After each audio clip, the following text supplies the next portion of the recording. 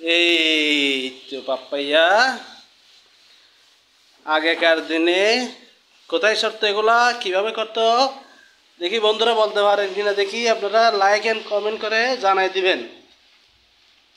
সুপারি গাছের কোল আছে না, সুপারি গাছের কোলে এইভাবে আমরা সরতাম আগেকার দিনে। এখন আমার মেয়ে সরতেছে কোথায়? প্লাস্টিকের বস্তায়।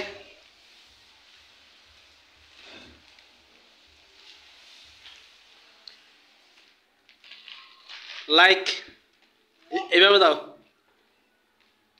এইভাবে এইভাবে দাও।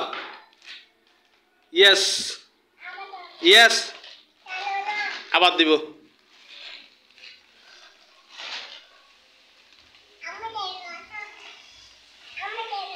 হুম, ওই হ্যাঁ হ্যাঁ হ্যাঁ